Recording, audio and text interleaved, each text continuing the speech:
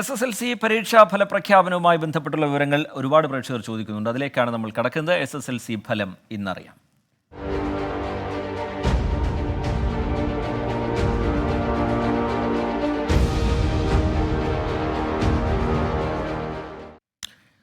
SSLC ഫലപ്രഖ്യാപനത്തിന് ഇനി 1.5 മണിക്കൂർ മാത്രമാണ് ബാക്കിയുള്ളത്. 3 മണിക്ക് വിദ്യാഭ്യാസ മന്ത്രി വി ശിവൻകുട്ടി ഫലം പ്രഖ്യാപിക്കും. 1 മണിക്കൂറിനുള്ളിൽ ഫലങ്ങൾ പരീക്ഷാഭവന്റെ വെബ്സൈറ്റിൽ ലഭ്യമാകും. +1 ക്ലാസുകൾ ഇത്തവണ നേരത്തെ ആരംഭിക്കുമെന്നും വിദ്യാർത്ഥികൾക്കും രക്ഷിതാക്കൾക്കും ഒരു തരത്തിലുള്ള ആശങ്കയും വേണ്ട എന്നും മന്ത്രി വി ശിവൻകുട്ടി 24-നോട് പറഞ്ഞു. അദ്ദേഹത്തിന്റെ വാക്കുകൾ കേൾക്കാം ആദ്യം.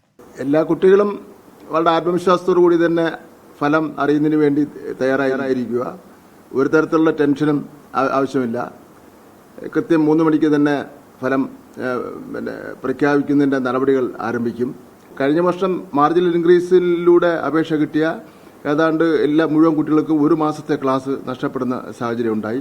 ഈ പ്രാവശ്യം അത് ഒഴിവാക്കുന്നതിന് വേണ്ടി കഴിയും. ഗവൺമെന്റ് പരീക്ഷ നടത്തിപ്പിന്റെ കാര്യത്തിലായിരുന്നാലും വാല്യുവേഷന്റെ കാര്യത്തിലായിരുന്നാലും അതുപോലെ ഒന്നാം വർഷ ഹയർ സെക്കൻഡറി അഡ്മിഷന്റെ കാര്യത്തിലായിരുന്നാലും ഒക്കെ തന്നെ കുറ്റമറ്റതായ സംവിധാനങ്ങളാണ് നമ്മൾ ഒരുക്കിയിരിക്കുന്നത്. അപ്പോൾ അതുകൊണ്ട് ഒരു കാരണവശാലും ഒരു രീതിയിലുള്ള ഭയപ്പാടിന്റെ കാര്യവും ഇല്ല.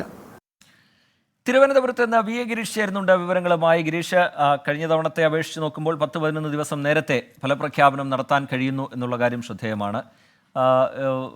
3 മണിക്കാണ് വിദ്യാഭ്യാസ മന്ത്രിയുടെ വാർത്താ സമ്മേളനം. ഏതൊക്കെ വെബ്സൈറ്റുകളിൽ ഈ ഫലം ലഭ്യമാകും?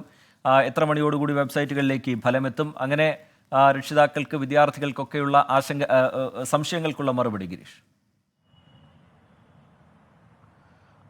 റിയത്ത് സൂചിപ്പിച്ച പോലെ തന്നെ ഈ വർഷം വളരെ നേരത്തെയാണ് SSLC പരീക്ഷാഫലം പ്രഖ്യാപിക്കുന്നത്. കഴിഞ്ഞ വർഷം മെയ് 19-നായിരുന്നുവെങ്കിൽ ഇത്തവണ മെയ് 8-ന് തന്നെ ഈ പരീക്ഷാഫലം പ്രഖ്യാപിക്കാൻ തീരുമാനിക്കുകയായിരുന്നു. ഇതനുസരിച്ചുള്ള എല്ലാ ഒരുക്കങ്ങളും സജ്ജീകരണങ്ങളും ഇപ്പോൾ വിദ്യാഭ്യാസ വകുപ്പ് പൂർത്തീകരിച്ചിട്ടുണ്ട്.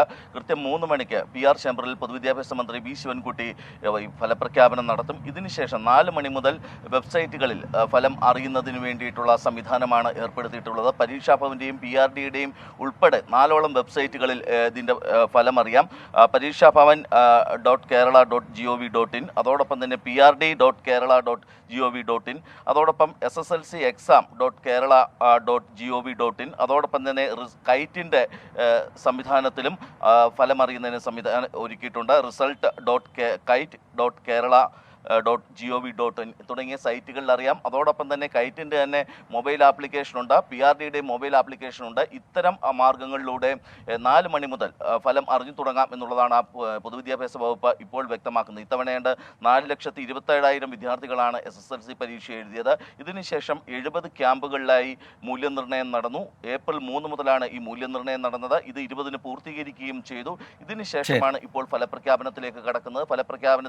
ഫലത്തിന് പരീക്ഷാ ബോർഡ് അംഗീകാരവും നൽകിയിട്ടുണ്ട്.